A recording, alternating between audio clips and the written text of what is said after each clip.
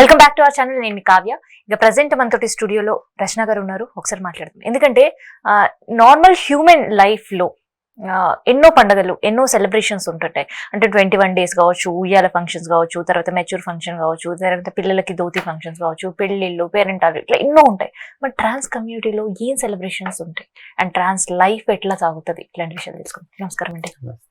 So ఏంటి అసలు ట్రాన్స్ life ఎట్లా సాగుతుంటది? సెలబ్రేషన్స్ అంటే సర్జరీకి ఏదైతే ఉందో, అంటే ఒక జెండర్ లో నుంచి రెండో జెండర్ లోకి ట్రాన్సిషన్ ఏదైతే అవుతుందో అదొక పెద్ద పండగ లాంటిది మాకు. సో ఆ సర్జరీ అయినాక 40 days కి ఒక ఫంక్షన్ చేస్తాము అనమాట. జల్సా అని అంటాం దాన్ని. జల్సా అంటాము. మేము మురిగి మాత ఎవరైతే ఇది ఉంది కదా, కోడి పుంజు మీద కూర్చుంటారు అమ్మవారు, ఆమెని మేము నమ్ముతాము. సో ఆ సర్జరీ అయినప్పుడు ఆమె పట్టం పెట్టి పూజ చేయటం ఇవన్నీ చేయటం జరుగుతుంది అనమాట 40 రోజుల తర్వాత. అదొక పెద్ద పండగ. అవి కాక మిగిలిన పండుగలన్నీ యథావిధిగా మేము కమ్యూనిటీలో చేసుకుంటాం. ఇన్ జనరల్ గా అయితే చిన్న న్యూ బోర్న్ బేబీ అయితే 21 days అని, ఉయ్యాల ఫంక్షన్స్ అని, తర్వాత మెచ్యూర్ ఫంక్షన్స్ అని, ఇట్లా ఎన్నో రకాల ఫంక్షన్స్ ఉంటాయి. సో మరి కమ్యూనిటీలో అదొకటేనా, ఇంకా సర్జరీ తర్వాత జరిగే ఫంక్షన్ ఒకటేనా?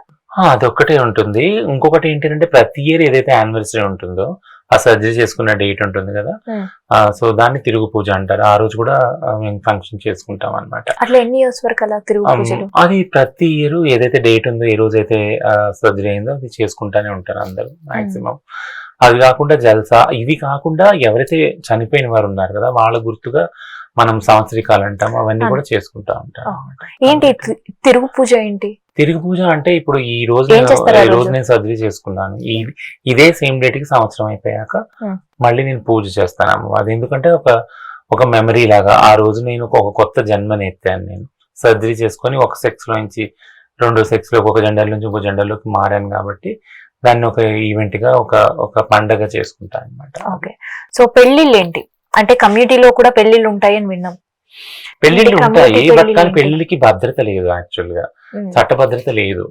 సో ఇప్పుడు పెళ్లిళ్ళు, కలిసి జీవించడం, లివింగ్ రిలేషన్ ఇవన్నీ ఉన్నా కూడా ఒకవేళ అది అంటే బ్రేకప్ అయింది అనుకోండి ఆ రిలేషన్షిప్, సో ఆబ్లిగేషన్స్ ఎవరి మీద లేవు. అంటే మాతో ఉన్న పార్ట్నర్స్ వెళ్ళిపోతే వాళ్ళని ప్రశ్నించే విధానం లేదు, చట్టాలు దానికి అనుకూలంగా లేవు. అంటే ఇన్ జనరల్ గా హ్యూమన్ ఒక అమ్మాయి అబ్బాయి పెళ్లి చేసుకున్నప్పుడు డైవర్స్ వరకు వెళ్ళినప్పుడు కంపెన్సేషన్స్ అని రకరకాలుగా ఉంటాయి. సో మీ దగ్గర? మా దగ్గర ఏం లేవు.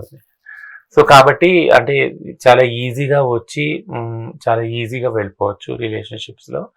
సో అది మా వాళ్ళని మాక్సిమం డ్రామాలో పెడుతుంది. ఎందుకంటే మా వాళ్ళు చిన్నప్పటి నుంచి తల్లిదండ్రుల ప్రేమ, అక్క తమ్ముళ్ళు, అన్న చెల్లి ప్రేమ పొందిన వాళ్ళు ఉంటారు కాబట్టి ఏ ఒక్క వ్యక్తి వచ్చి ప్రేమ చూపించినా కొద్దిగా వాళ్ళు వానికి బానిసలైపోతారు. హఠాత్తుగా ఒక రోజు అది లేదు అంటే చాలా ట్రామాలోకి వెళ్ళిపోతారు. సో ట్రామాలోకి వెళ్ళిపోయిన వాళ్ళు బ్యాక్ టు నార్మల్ లైఫ్ లోకి మళ్ళీ ఇప్పుడు ఏదైతే బెగ్గింగ్ కావచ్చు, మిగతా యాక్టివిటీస్ ఉన్నారు, సో దాంట్లోకి రాగలుగుతారు వాళ్ళు? మళ్ళీ వస్తారు, బట్ ఆ ట్రామా నుంచి బయట రావడానికి వేరు వేరు దారులు ఎంచుకుంటారు కూడా. తాగుడికి బానిస అవ్వటం గానీ, మాదక ద్రవ్యాలు గానీ, ఇట్లాంటివన్నీ వేరే వాటికి బానిస అవుతారు. సో ఇది కాకుండా కమ్యూనిటీలోనే మ్యారేజెస్ జరుగుతుంటాయి. అంటే రీసెంట్ గా అంకిత రాజ్ పెళ్లి, సో మా గురువు గారుతో కళ్యాణం, ఏంటిది? లేదు, ఇప్పుడు ఇంతకు ముందు జల్సా అని చెప్పాను కదా నేను, ఆ జల్సాలోనే గురువు ఎవరైతే ఉన్నారో ఆ గురువు ఈ మంగళసూత్రం ఏదైతే ఉందో అది వేస్తారు అందరికి అనమాట.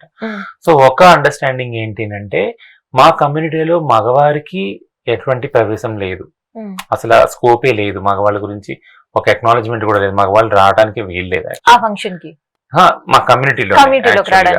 సో మేము సర్జరీ చేసుకున్నాక మాకు సంబంధించిన బాధ్యత అంతా మా గురువుది. సో కాబట్టి ఏదైతే ఆ జల్సా ఫంక్షన్ జరుగుతుందో ఆ రోజు మా గురువు ఆ బాధ్యతలు తీసుకుంటుంది. అంటే నేను సర్జరీ ఇప్పుడు నా చేయాల అయిపోయింది కాబట్టి నేను తిన్న బాధ్యత అంతా తీసుకుంటాను, మంచి చెడంతా నేను తీసుకుంటాను. అలానే ఓన్లీ అంటే గురువుదే బాధ్యత కాదు చేయలది, చేయలకు కూడా ఒక అత్తలాగా ఆమెను ట్రీట్ చేసి ఆమె బాధ్యత కూడా, ఒకవేళ ఏజ్ అయిపోయింది అనుకో ఆమె సేవలు చేసుకోవడానికి కూడా ఈమె ఆ బాండింగ్ అనేది రిలేషన్షిప్ అనేది ఉంటుంది అనమాట. సో అదొక ఎక్నాలజ్మెంట్. ఆ రోజు గురువు చేలకి వేసే ఆ తాళి ఏదైతే ఉందో ఆ రిలేషన్షిప్ కి అది ఎక్నాలజ్మెంట్. సో అట్లా ఒక్కరికే ఉంటారా లేదంటే? ఒక్కరికే ఉంటారు. మాటి మాటికి అంటే లచ్చ వేరు వేరు వాళ్ళు వేయరు, ఒక గురువు లచ్చ అంటారు, లచ్చ అంటారు. ఏదైతే గురువు ఆ టైంకి సర్జరీ చేయించిందో నాకు ఆ గురువే వేస్తారు. సో ఇప్పుడు గురువు ఉన్నారు కదా, ట్రాన్స్ ఉన్నారు, ఈ గురువు ఈ ట్రాన్స్ ఒకరికి మాత్రమే వేస్తారా, ఇంకా మిగతా ట్రాన్స్ రెస్పాన్సిబిలిటీ కూడా అంటే తీసుకుంటే ఎవరు సర్జరీ చేసుకుంటే గురువు కింద వాళ్ళందరికీ కూడా ఆ గురువు వేస్తుంది, వాళ్ళది రెస్పాన్సిబిలిటీ. వాళ్ళ రెస్పాన్స్. సో రెస్పాన్సిబిలిటీ అంటే అండర్ వన్ అంబ్రెలా వీళ్ళందరూ కలిసి ఉంటారా? ఎగ్జాక్ట్, అది అసలు అండర్స్టాండింగ్ అదే తరతరాలుగా. గురువు చేల పరంపర ఏంటి అంటే సమాజం మమ్మల్ని వెలివేసింది కాబట్టి, ఓన్లీ భిక్షాటం చేసుకుని బ్రతుకుతాం కాబట్టి మనందరం ఒక చోట ఉండి ఒక రూఫ్ కింద ఉండి మనకు వచ్చిందంతా సమానంగా పంచుకొని తినాలి అనేది హిజ్రా కమ్యూనిటీ యొక్క ముఖ్య ఉద్దేశం. సో అట్లా గురువు టేక్ కేర్ చేస్తుంటారు. సో అండ్ ఫుడ్, వాళ్ళకి వస్తువులు అన్ని కూడా అందరు కలిపి వండుకుంటాం మేము. వచ్చినవన్నీ సమానంగా డివైడ్ చేసుకుంటాం, పైసలు ఒక చోటే ఉంటాం యాక్చువల్లీ. ఎందుకంటే మాకంటూ సపరేట్ ఫ్యామిలీస్ ఉండవు కదా. ఒకవేళ ఇప్పుడు ఇండిపెండెంట్ గా ఉంటున్నారు భర్త గాని బాయ్ ఫ్రెండ్ గాని, వాళ్ళు విడిగా ఉంటారు. ఇండిపెండెంట్ గా ఒక రూమ్ తీసుకొని వాళ్ళు సపరేట్ గా ఉంటారు. సో సర్జరీస్ హైదరాబాద్ లో అయితే చాలా తక్కువ, ఎక్కడ జరుగుతాయి ఈ సర్జరీస్ అన్ని కూడా? తక్కువ ఎక్కువ అని చెప్పలేము, సర్జరీస్ జరిగిపోతాయి యాక్చువల్ గా. సో మేము క్లినిక్ 2021లో పెట్టినప్పుడు యాక్చువల్ గా ఈ సర్జరీస్ అనేవి చాలా మటుకు మాక్సిమం 80 to 90% క్వాక్స్. అంటే ఎవరో మేల్ నర్స్, సమ్ నర్సులు ఎవరో తెలియని వాళ్ళు జస్ట్ ఆ ఆర్గన్స్ తొలగించేసి అక్కడ సర్జరీ చేసేసి ఒక 2 గంటలు వ్యానిష్ అయిపోతారు యాక్చువల్ గా. అటువంటి అంటే వాళ్ళు బతుకుతారు లేకుంటే చనిపోతారు ఆ సర్జరీ అయ్యాక. అంత ప్రమాదకరమైన సర్జరీ అది యాక్చువల్ గా. అయినా కానీ చేయించుకొని ఆ సర్జరీ చేయించుకున్నాక వాళ్ళకు ఒక అథెంటిసిటీ ఏంటి అంటే సర్జరీ చేసుకున్నాను కాబట్టి నన్ను రియల్ గా ఇప్పుడు అనుకుంటుంది సమాజం. సర్జరీ అవటం వల్ల నేను అటు పురుషుల్లో ఇటు స్త్రీలో కూడా ఉండదు కాబట్టి నా బాడీ, సో నన్ను ఇప్పుడు అథెంటిక్ గా అనుకుంటుందని ఒక సర్టిఫికేట్ వచ్చినట్టు ఫీలింగ్ అనమాట. మెంటల్ పీస్, ఒక ఫీలింగ్ కూడా. ఏదైతే సో కాల్డ్ ఫేక్ అనేది సమాజం ఎప్పుడైతే బాధ పెడుతుందో, కాదు నేను ఫేక్ కాదు కావాలంటే చూసుకొని బట్టలు ఇప్పే ఏదైతే ఉందో అది అప్పుడు జరుగుతుంది యాక్చువల్ గా. మా వాళ్ళకి కోపం వచ్చి బట్టలు ఇప్పడం జరుగుతూ ఉంటుంది అనమాట. ఇంకేంటంటే సర్జరీ అందరికీ ఇంపార్టెంట్ కాదు. ఇప్పుడు నేను బ్రతకాలి, భిక్షాటనకి వెళ్ళాలి, సెక్స్ వర్క్ వెళ్ళాలి, నన్ను ఫేక్ గా అనుకోకూడదు పోలీసులు కానీ సమాజం కానీ అంటే అదొక ప్రెషర్ నా మీద ఏంటంటే నేను వెళ్ళి సర్జరీ చేసుకోవాలి. నిజంగా సర్జరీ చేసుకోవాలి అనే అవసరం నీడు ఉంది ట్రాన్స్జెండర్ కమ్యూనిటీలో. జెండర్ డిస్ఫోరియా అనే ఒక కండిషన్ ఉంది. అంటే నేను మగపిల్లాడిగా పుట్టి నా బాడీ నాకు నచ్చలేదు, నేను ఆడపిల్లగా పుట్టుంటే ఎంత బాగుండు అనే ఒక ఆలోచన ఏదైతే ఉందో అది ఎక్కువ అయ్యే ఆలోచన సూయిసైడల్ టెండెన్సీ దాకా తీసుకొని వెళ్తుంది. నేను మళ్ళీ చనిపోతే మళ్ళీ ఆడపిల్లగా పుట్టొచ్చు, చనిపోతే మగపిల్లాడిగా పుట్టొచ్చు అనే ఆలోచన. అటువంటి పరిస్థితుల్లో సైకాట్రిస్ట్ డయాగ్నోస్ చేసి లేదు పలానా పిల్లాడికి ఇట్లా ఉంది జెండర్ డిస్ఫోరియా, పిల్ల కానీ పిల్లాడు కానీ 18 ఏళ్ళు దాటిన వాళ్ళకి ఇది సజెస్ట్ చేస్తారు సర్జరీస్కి వెళ్ళమని. ఇది ప్రాపర్ మెడికల్ ప్రొసీజర్ యాక్చువల్. 2 సంవత్సరాలు మెంటల్ హెల్త్ కౌన్సిలింగ్ అవుతుంది, అంత అవుతుంది, హార్మోన్స్. బట్ ఇది కాకుండా క్వాక్స్ దగ్గరికి వెళ్ళి సర్జరీ చేయించేసుకొని వీళ్ళు ఏదైతే ఉన్నారో అంటే దీనివల్ల ఇది ఇర్రివర్సిబుల్ కదా. ఒకసారి సర్జరీ చేసుకున్నాక మళ్ళీ మగపిల్లగా ఆడపిల్లగా అవ్వలేరు. సో వాళ్ళకి అసలు జెండర్ డిస్ఫోరియా ఉందా లేదా కేవలం మగవాళ్ళు, ఇప్పుడు మగవాళ్ళకి మగవాళ్ళ పట్ల కూడా ఆకర్షణ ఉంటుంది, గేస్ ఉన్నారు, వాళ్ళకి సెక్షువల్ అట్రాక్షన్ కూడా ఉంటది.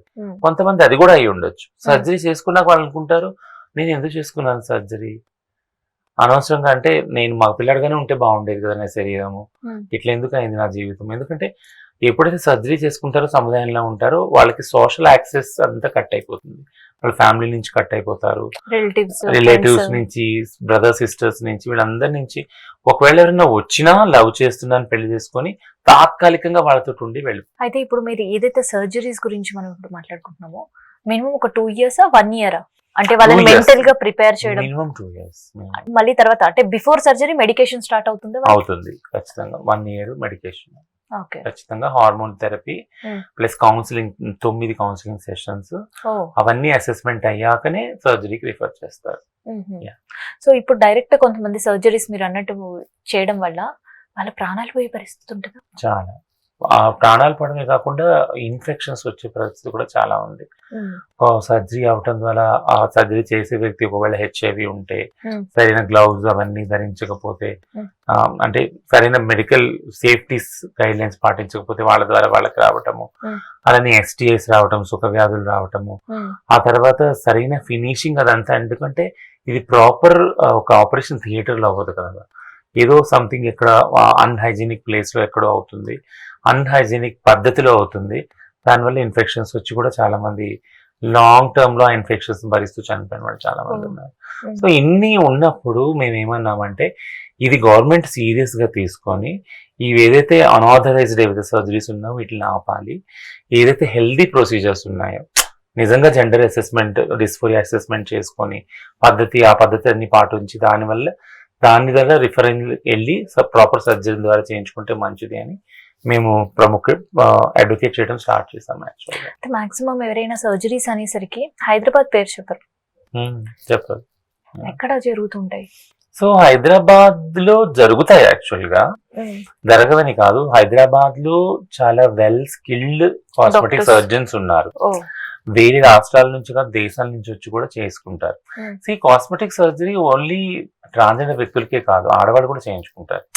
బ్రెస్ట్ ఇంప్లాంట్స్ కానీ, చిక్స్ కానీ, ఇవన్నీ ఏవైతే కాస్మెటాలజీ అంటే అందంగా కనబడటానికి శరీరం మెయిన్ గా ముఖ్యంగా ఆడవాళ్ళు చేసుకుంటారు. సో ఆ సర్జరీస్ అన్ని కూడా ట్రాన్స్ మహిళలు చేసుకోవచ్చు. మామూలు ఆడవాళ్ళకైతే, సిస్ ఉమెన్ కి అయితే అవి అందం కోసం చేసుకునే సర్జరీస్. మా వాళ్ళకి ప్రాణాలు రక్షించే సర్జరీస్. ఎందుకంటే మా బాడీని చేంజ్ చేసుకోకుంటే మాకు సూసైడల్ అవుతాం కాబట్టి ఆ సర్జరీస్ అన్ని లైఫ్ సేవింగ్ సర్జరీస్. సో ఆ విధంగా చూస్తే హైదరాబాద్ లో కూడా చాలా ఎక్స్పీరియన్స్ స్కిల్డ్ ఉన్న కాస్మెటిక్ సర్జన్స్ ఉన్నారు. బట్ కాస్మెటిక్ సర్జన్ ఒక్కరే కాదు, ఇందులో ఒక గ్రూప్ ఆఫ్ మెడికల్ ఎక్స్పర్ట్స్ ఉన్నారు. కాస్మెటిక్ సర్జన్స్, అట్లానే ఎండోక్రాలజిస్ట్, హార్మోన్ సంబంధించిన వాళ్ళు, యూరాలజిస్ట్, అనెస్థీషియన్, గైనకాలజిస్ట్, వీళ్ళందరూ ఒక 5-6 మెంబర్స్ ఎక్స్పర్ట్స్ ఉంటారు అనమాట. వీళ్ళందరూ కలిపి ఒక టీము వాళ్ళు నిర్ణయిస్తారు యాక్చువల్గా సర్జరీ అనేది ఎలా చేయాలి. ఓకే, సో మరి వీళ్ళు ఇంట్లో నుంచి బయటకు వచ్చేస్తారు. మోర్ ఓవర్ సొసైటీ నుంచి సపోర్ట్ ఉండదు, పేరెంట్స్ నుంచి సపోర్ట్ ఉండదు, రిలేటివ్స్ నుంచి సపోర్ట్ ఉండదు, ఫ్రెండ్స్ నుంచి సపోర్ట్ ఉండదు. ఈ సర్జరీ అయినా, ఈ మెడికేషన్ అయినా డబ్బులతో కూడుకున్నది. మరి ఎలా చేయించుకుంటారు వీళ్ళు? సేమ్ అదే, ఏదైతే నేను రూపాయి వెళ్ళి కొట్టు కడుక్కుంటానో ఆ రూపాయి సేవ్ చేసుకోవాల్సి వస్తుంది. ఇప్పుడు గవర్నమెంట్ సపోర్ట్ చేయట్లేదు. ఇప్పుడు చేయమని ఇప్పుడు అడుగుతున్నాం. ఆరోగ్యశ్రీ ద్వారా, ప్రధాన మంత్రి ఆయుష్మాన్ భారత్ ద్వారా, ఇవి అన్నిటి ద్వారా అడుగుతా ఉన్నాము. ఇంకా అవి ప్రొసీజర్స్ నడుస్తూనే ఉన్నాయి, కానీ ఇంకా ట్రాన్స్జెండర్ కమ్యూనిటీకి దాని ద్వారా హెల్త్ ఇన్సూరెన్స్ అయితే రాలేదు. సో ఏదైతే అడుక్కునే పైసలు ఉంటాయో, ఒళ్ళు అమ్ముకున్న పైసలు ఉంటాయో, అందులో తిన్నంత తిని ఖర్చు పెట్టుకోవాలని. ఇప్పుడు మాకు రెంట్స్ అవన్నీ కూడా ఎక్కువ ఉంటాయి, కాస్ట్ ఆఫ్ లివింగ్ ఎక్కువ. మామూలు జనాలకి ఇచ్చే 5,000 ఇల్లు మాకు 10,000 రెట్టింపు ఉంటుంది. ట్రావెల్ చేస్తే మేము బస్సులు వాటిలో చేయము, ఆటోల్లో వీటిలోనే వెళ్ళాల్సి వస్తుంది. ఇదంతా కలిపి మా కాస్ట్ ఆఫ్ లివింగ్ ఎక్కువ అవుతుంది. ఎప్పుడైతే ఈ భిక్షాటం ద్వారా వచ్చింది, వీటిలన్నిటికీ పోను ఎక్స్పెన్సెస్ మళ్ళీ సేవ్ చేసుకోవాల్సి వస్తుంది. ఆ సేవింగ్ ద్వారానే ఒక 4-5 years తర్వాత ఎంత మనీ సేవ్ చేసుకుంటే దాని ద్వారా సర్జరీస్ చేసుకోవాల్సి వస్తుంది. బట్ ఈ సర్జరీస్ కూడా ఒకవేళ ఫెయిల్ అయితే ప్రాపర్ అంటే మెడికల్ కాస్మెటిక్ సర్జరీ దగ్గరికి వెళ్ళి ఎక్స్పీరియన్స్ ఉన్న చేసుకున్నా కానీ వాళ్ళు 2-3 రకాల కన్సెంట్ తీసుకుంటారు. Vocal consent, verbal consent, video consent, ఇవన్నీ తీసుకుంటారు. తీసుకొని కన్సెంట్ ఎందుకంటే ఒకవేళ ఇది ఫెయిల్ అయితే, అంటే నువ్వు అనుకున్నట్టు దీనికి రిజల్ట్ రాకుంటే నేను దానికి రెస్పాన్సిబుల్ కాదు అని కన్సెంట్ తీసుకుంటారు అనమాట. సో ఇదే సర్జరీస్ ఒకవేళ ఆడవాళ్ళకి చేస్తే కొద్దిగా అటు ఇటు 1% ఏమైనా తేడాలు వస్తే వాళ్ళు షూ చేయొచ్చు, అది కాస్మెటిక్ సర్జరీ. బట్ అదే సేమ్ వెసులుబాటు ట్రాన్స్జెండర్ వాళ్ళకి లేదు. కొన్ని లక్షలు, ఆల్మోస్ట్ ఆల్ మినిమం 2.5 lakhs నుంచి 10-14 lakhs వరకు కూడా సర్జరీస్ కి చాలా మంది సేవింగ్ చేసుకున్నామని ఇన్వెస్ట్ చేస్తారు. యాక్చువల్ మినిమం 2.5 నుంచి 14 lakhs వరకు అంత చేసుకున్నా కూడా ఒకవేళ ఫినిషింగ్ రాకుంటే ఆ డాక్టర్ ఏం చేయలేరు. No response.